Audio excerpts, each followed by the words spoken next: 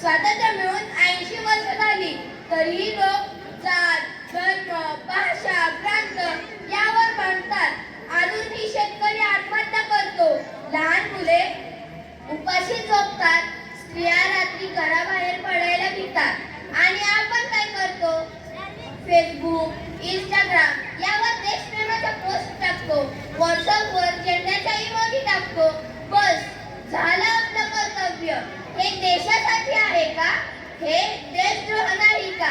जर खऱ्या अर्थाने देशप्रेम दाखवायचं असेल तर आजपासूनच बदल घडवा, शिस्त पाळा, एकमेकांवर प्रेम करा.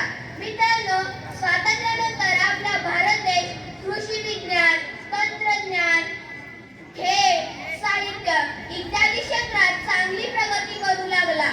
आपल्या भारत देशाकडे आता सध्या स्वतःचा अमृत साठा आहे. आता आपल्या